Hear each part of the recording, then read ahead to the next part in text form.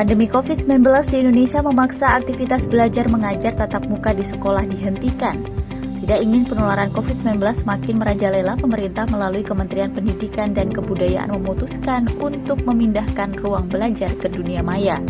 Menteri Pendidikan dan Kebudayaan Nadiem Makarim mengeluarkan surat edaran untuk pencegahan COVID-19 pada satuan pendidikan dan pendidikan tinggi di seluruh penjuru tanah air.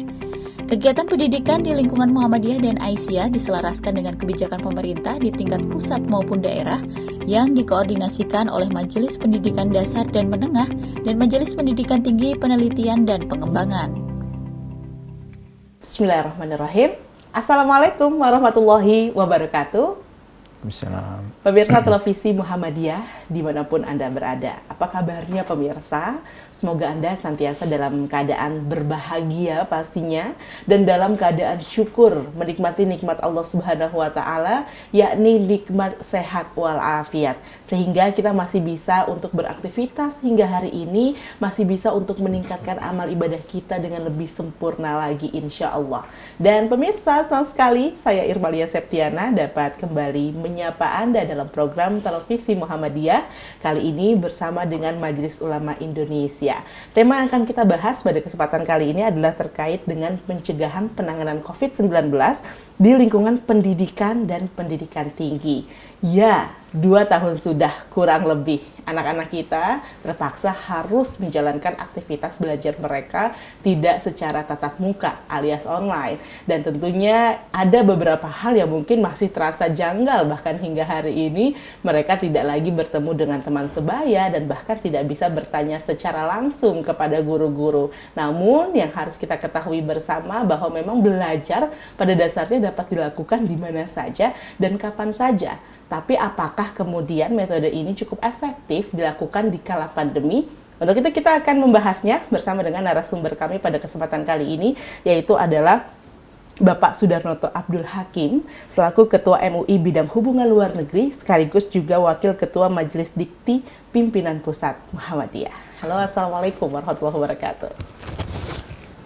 Waalaikumsalam warahmatullahi wabarakatuh. Sehat ya, Alhamdulillah, Pak Sudarnoto. alhamdulillah sehat. Ini hebat ya, masih bisa bertahan hingga hari ini. Di tengah banyaknya yang sudah tumbang. Iya, betul. Ya, ini kemahabesaran Allah yang memberikan kekuatan buat kita ya. Di tengah-tengah persoalan yang begitu mendera kita, termasuk COVID ya. Kita survive dan Muhammadiyah terus bergerak. Nah, ini yang perlu disyukuri. Ya, benar sekali. Diri kita pun masih terus bergerak. Ini ya memang satu nikmat luar biasa ya. Iya, betul. betul. Jadi nikmat Allah itu ternyata tidak saja diberikan pada waktu kita dalam keadaan senang, tapi dalam keadaan susah pun nikmat itu terus diberikan oleh Allah. Tapi kadang-kadang kalau dalam keadaan susah, kadang-kadang kita susah, apakah ini nikmat atau bukan? Iya, ini nikmat apa ujian? Ujian atau hukuman bahkan ya? Muhammadiyah sudah membuktikan ini nikmat Allah, dan Muhammadiyah tahu betul bagaimana cara bersyukur atas nikmat yang telah diberikan Allah ini. Soal COVID juga nih. Oke. Baik, nah Pak Sudarnoto, ini kita akan bahas tentang penanganan COVID di lingkungan pendidikan dan pendidikan tinggi. Tadi saya sudah juga menyampaikan pertanyaan apakah kemudian metode yang sudah dilakukan selama masa pandemi ini cukup efektif agar anak-anak didik kita juga tidak ketinggalan prestasinya, efektivitas belajarnya, bagaimana? Ya, saya kira sebelum saya bicara soal efektivitas itu penting juga ingin saya sampaikan bahwa momentum, kalau boleh menyebut momentum COVID-19 itu adalah pelajaran yang sangat berharga buat kita, buat umat, buat bangsa kita ini, termasuk buat ormas-ormas Islam seperti Muhammadiyah. Apa itu pelajaran yang terpenting adalah pertama, bagaimana menyapa, bagaimana memanfaatkan, bagaimana menggunakan situasi yang berat ini, tapi tidak memanfaatkan situasi yang berat ini justru untuk menggali kerahmatan, justru menggali mencari solusi untuk menyelesaikan problem-problem yang dihadapi, termasuk di COVID ini. COVID ini problemnya adalah sangat sistemik ya, ada ekonomi, ada sosial, ada pendidikan, ada macam-macam. Kalau kita berhenti saja menyerahkan diri pada nasib COVID ini, ya finish kita. Pasti. Nah, karena itu ada elan vital yang harus dibangun oleh umat, oleh kita semua, bagaimana mencari jalan keluar supaya kehidupan ke depan itu di tengah atau setelah melampaui masa berat COVID itu maslahat. Nah, termasuk salah satunya adalah pendidikan.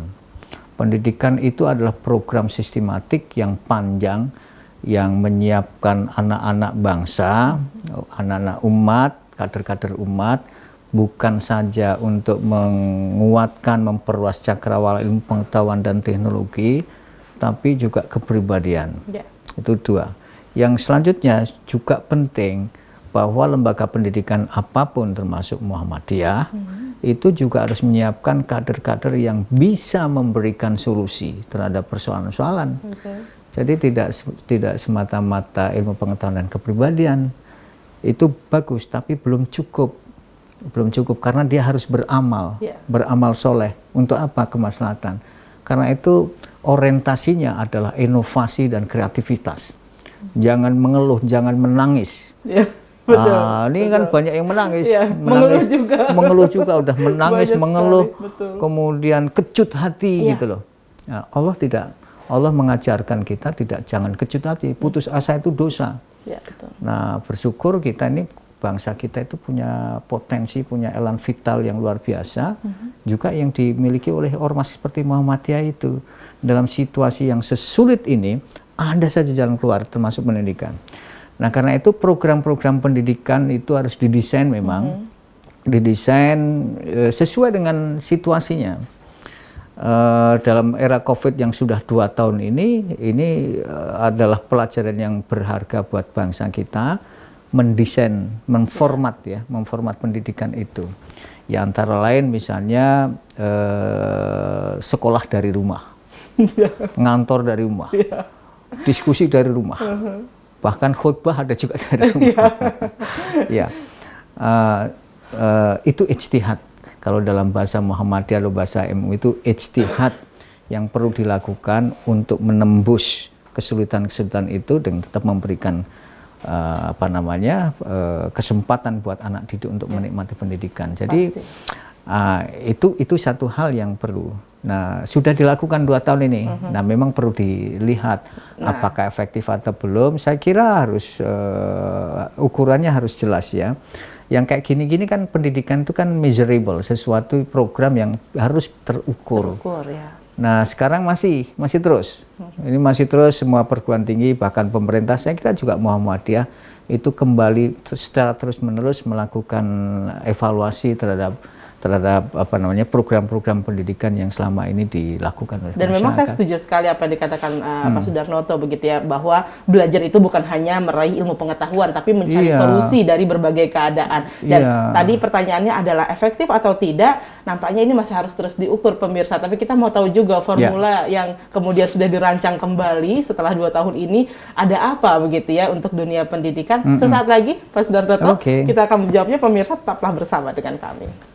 Ya, pemirsa, terima kasih Anda kembali bersama dengan kami di Televisi Muhammadiyah. Masih membahas terkait dengan bagaimana saat ini sistem pendidikan kita begitu ya, dalam juga untuk mensukseskan juga penanganan pandemi COVID-19 gitu. Termasuk tadi belajar dari rumah. Itu adalah sebuah upaya begitu pemirsa agar bisa segera atau menekan angka penyebaran COVID-19. Nah, efektif atau tidak? Atau justru sebenarnya sudah ada formula lainnya lagi yang disiapkan agar pendidikan bisa tetap berjalan, anak-anak bisa tetap menjadi anak-anak yang berprestasi, bangsa tidak kehilangan warisan mereka di masa depan begitu ya. Tapi tetap bisa juga kita keluar dari COVID-19. Pak Sudarnoto, silakan. Baik, pertanyaan sangat penting ya. Jadi saya ingin melanjutkan tadi, dalam penetapan hukum Islam itu seperti yang selama ini menjadi perhatian kuat MUI, fatwa-fatwa MUI dalam berbagai hal, termasuk dalam kaitannya dengan soal COVID itu adalah prinsip yang pertama itu adalah hifdun nafs. Hifdun nafs itu artinya menjaga jiwa. jangan bunuh diri. Oke. Jangan bunuh diri, menjaga jiwa. Sholat pun wajib, tapi jangan juga sholat kemudian membahayakan diri. Karena itu MUI telah mengeluarkan fatwa mengatur bagaimana ibadah dilakukan selama COVID. Saya kira tidak saja MUI, ormas-ormas Islam juga begitu. Nah, termasuk menjaga diri, hifdzun nafs itu di kalangan dunia pendidikan. Jangan sampai juga dunia pendidikan menjadi klaster, ya, menjadi klaster penyebaran COVID. Bayangkan saja kalau pondok pesantren, satu pondok pesantren jumlahnya 2.000, ya, 2.000 karena tidak melakukan ijtihad secara serius untuk hifdzun nafs, baik menjaga jiwa anak-anak, santri, guru, kiai, ustadz, karyawan dan sebagainya, wah itu dosa itu. Karena itu perlu ada ijtihad bagaimana pendidikan terus berlangsung, tetapi jiwa terjaga. Nah, ini. Nah, saya kira format yang selama ini dilakukan dan itu menjadi bagian penting dari langkah-langkah Majelis Ulama, kemudian ormas-ormas Islam, dan saya kira pemerintah juga memberikan perhatian itu diatur sedemikian rupa, jangan sampai ada penumpukan. Nah, antara lain itu belajar dari rumah itu. Tapi mengalami kendala nggak sih Pak Sudarno? Tentu. Apa yang tentu paling kendala yang selama ini karena belajar dari rumah itu adalah belajar berbasis IT, ya. Jadi IT based learning. Jadi pembelajaran dilakukan dengan IT. Dengan IT maka antara murid dengan guru bisa berkomunikasi. Tapi memang tidak semua murid, bahkan tidak semua guru itu bisa mengakses IT dengan baik. Pertama, faktornya nggak punya alat, ya. Yang kedua, punya alat, tapi daerahnya susah menjangkau. Itu ada kendala kendala alam, ya. Kemudian sinyal itu antara lain, ya, kendala-kendala teknikal itu. Ini penting, memang harus diberi perhatian. Tapi ya tapi sebetulnya belajar secara normal pun ada juga kendala. Kendalanya tentu bukan kendala dari teknologi, ya. Kendala-kendala itu biasa saja. Kendala itu harus diselesaikan. Tapi justru yang sungguh sangat penting itu adalah konsep pendidikan di rumah itu justru memperoleh momentumnya. Yang selama ini hubungan antara anak dengan orang tua itu agak jauh. Karena jarak, karena waktu dan sebagainya, kesibukan, belum macam-macam faktor di jalanan dan sebagainya. Ini di rumah itu lebih safe.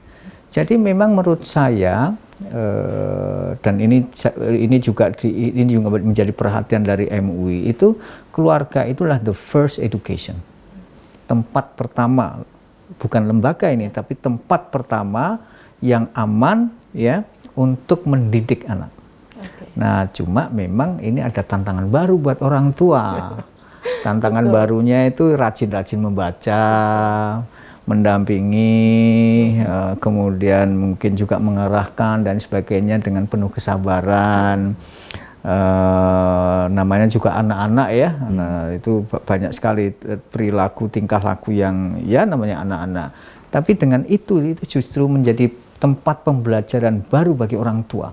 Tradisi pembelajaran berbasis rumah. Dengan tetap memberikan pada pengetahuan formal yang diberikan nah, karena itu kerjasama antara lembaga pendidikan, sekolah, bahkan perguruan tinggi dengan rumah, itu penting sekali. Kalau pendidikan tinggi mungkin tidak rumah, ya, karena mahasiswanya sudah dewasa. Tapi kalau tingkat dasar, anak SD, SMP itu masih harus bimbingan. Dan ini adalah momentum yang sangat baik untuk menyentuh anak, menyapa anak, hubungan emosional dengan orang tua. Saya kira dengan cara itu masalah-masalah kerenggangan hubungan orang tua dengan anak yang selama ini dialami dengan berbagai akibat-akibatnya bisa terselesaikan itu. Itu hikmahnya.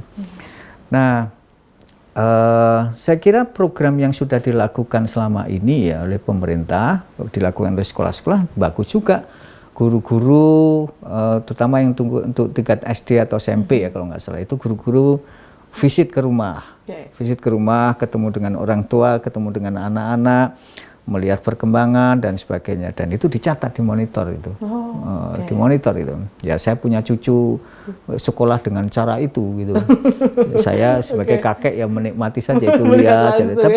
Tapi fun. Ya terkadang meskipun anak-anak juga bosan ya dengan itu, tapi memang tugas orang tua untuk membuat fun dengan sistem baru, dengan pendekatan baru itu. Tapi makna di rumah itu menjadi sangat penting. Nah ini kalau di sekolah. Kalau di kampus sama juga. Kampus itu ya tidak dengan rumah, tapi dengan mahasiswa yang bersangkutan. Jadi justru kalau di lingkungan pendidikan tinggi itu ini momentumnya, karena sudah masuk di era revolusi digital. Ada COVID atau tidak ada COVID, memang di ke depan itu akan berbicara tentang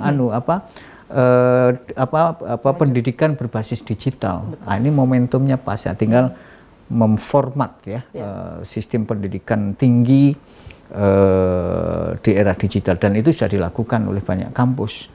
Pesantren juga sudah melakukan, pemerintah juga sudah melakukan.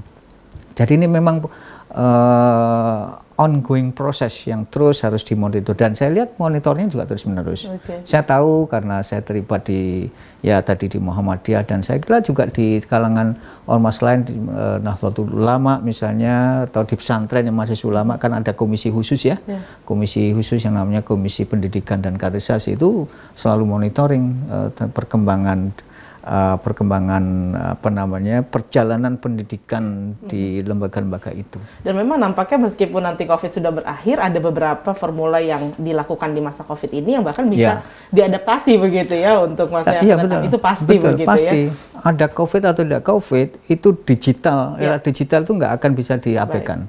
Toh kita juga masyarakat, hampir semua orang, elemen masyarakat menggunakan handphone untuk berbagai untuk berbagai keperluan untuk friendship lah, untuk bisnis, untuk apa. Nah saya kira ini sudah tempatnya sekolah atau pendidikan kuliah berbasis ini, dan sudah berjalan itu, sudah berjalan. Supaya nggak kalah nanti ya segala sesuatu yang berbasis digital. Dunia pendidikan misalnya nggak kalah cuma sama game online gitu ya, tapi ada edukasi online. Betul. Baik, Pak Sudarnoto, kita nanti masih akan lanjutkan lagi. Ada nggak sih kemudian dampaknya begitu ya yang bisa dilihat hingga saat ini, dampak prestasinya atau dampak proses belajar mengajarnya seperti sekarang ini, dan juga apakah kemudian dimungkinkan nantinya akan ada tatap muka meskipun masih pandemi? Sesaat lagi pemirsa kita temukan jawabannya. Tetaplah bersama dengan kami. Ya, pemirsa, terima kasih Anda terus setia bersama dengan kami di Televisi Muhammadiyah, masih bersama dengan Pak Sudarnoto Abdul Hakim selaku Ketua MUI Bidang Hubungan Luar Negeri. Senang sekali, banyak hal yang kita pelajari tentunya dari segmen pertama, kedua, dan kita sampai di segmen terakhir ini begitu ya, untuk membahas terkait dengan pencegahan pandemi COVID di lingkungan pendidikan. Prof, apa dampaknya sejauh ini yang dirasakan begitu oleh tenaga pendidikan misalnya terkait dengan prestasi anak didiknya di masa pandemi sekarang? Ya, jadi yang saya tangkap ya, kalau ditanya perasaan, ada juga perasaan was-was, cemas ya.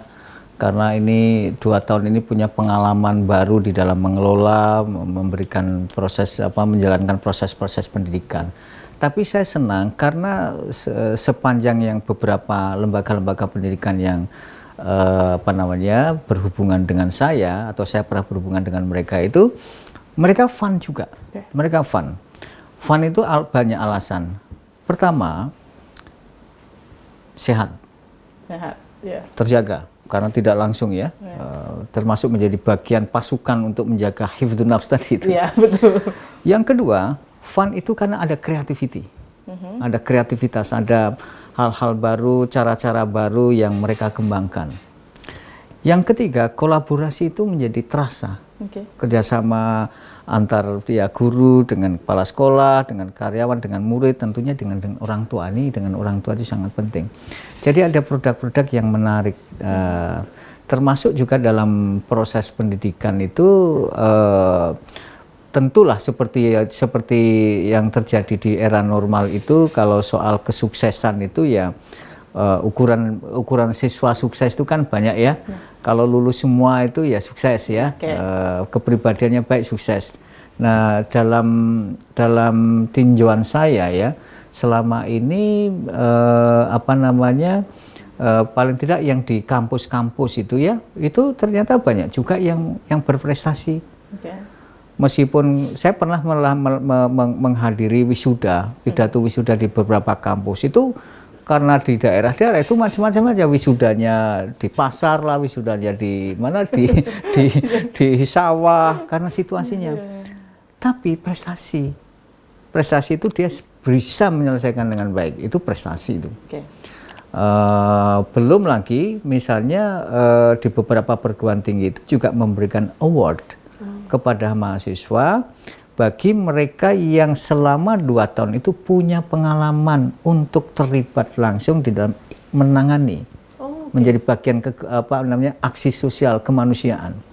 Dan itu kampus-kampus itu memberikan dukungan. Di samping memang sebenarnya pemerintah kan memang memberikan dana yang cukup besar ya untuk kampus-kampus, termasuk untuk kegiatan kemahasiswaan.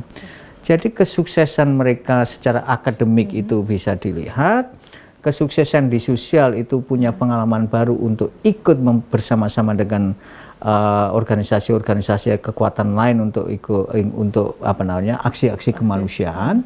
Apalagi di fakultas-fakultas seperti kedokteran, psikologi, itu menyebar itu.